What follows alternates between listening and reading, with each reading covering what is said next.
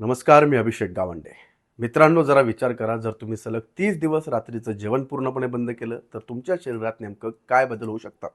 वजन कमी होईल का? शरीर अशक्त होईल का, की शरीराच्या आत काही वेगळ्याच प्रक्रिया सुरू होतील? आपल्यापैकी अनेकांना वाटतं की रात्रीचं जेवण सोडलं म्हणजे फक्त कॅलरी कमी होतील आणि वजन कमी होईल.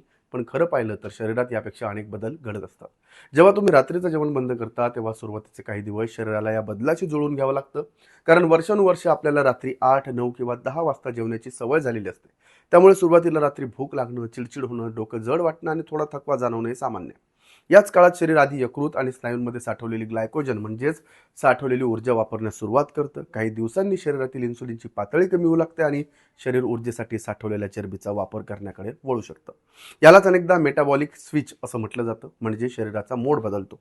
आधी साखरेवर अवलंबून असलेलं शरीर हळूहळू चरबीचा वापर करून ऊर्जा तयार करू लागतं. त्यामुळे काही लोकांमध्ये वजन नियंत्रणात ठेवण्यास मदत होऊ शकते. यानंतर शरीरात ऑटोफॅजी नावाची एक नैसर्गिक प्रक्रिया सुरू होऊ शकते.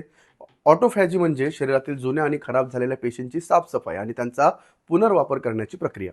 2016 मध्ये जपानचे शास्त्रज्ञ योशिनोरी ओसुमी यांना ऑटोफॅजीवरील संशोधनासाठी नोबेल पुरस्कारही मिळाला होता. मात्र याचा अर्थ असा नाही की फक्त उपाशी राहिल्यानं सर्व आजार दूर होतात. शरीराची ही प्रक्रिया अनेक घटकांवर अवलंबून असते.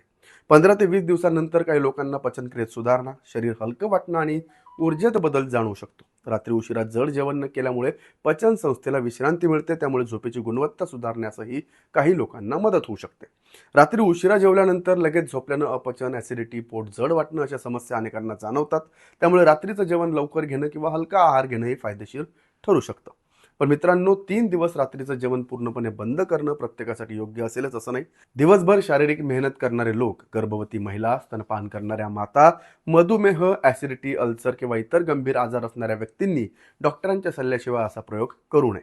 जर रात्रीचं जेवण कमी करायचं असेल तर दिवसभराचा आहार पौष्टिक असणं खूप गरजेचं आहे. सकाळचा नाश्ता आणि दुपारचं जेवण यामध्ये प्रोटीन, भाज्या, डाळी, फळं, फायबर आणि शरीराला आवश्यक पोषक घटक असलेच पाहिजे. लक्षात ठेवा, रात्रीचं जेवण बंद करणं म्हणजे स्वतःला उपाशी ठेवणं नाही. हा शरीराला एक शिस्त देण्याचा प्रयत्न आहे. प्रत्येकाचं शरीर वेगळं असतं, त्यामुळे कोणताही डाएट बदल करण्याआधी तज्ज्ञांचा सल्ला घेणं मात्र महत्त्वाचं आहे. म्हणूनच 30 दिवसांचा हा प्रयोग काहींसाठी फायदेशीर ठरू शकतो तर काहींसाठी योग्य नसेल. आरोग्यासाठी योग्य आहार, व्यायाम आणि संतुलित जीवनशैली हा सर्वात महत्त्वाचा नियम आहे.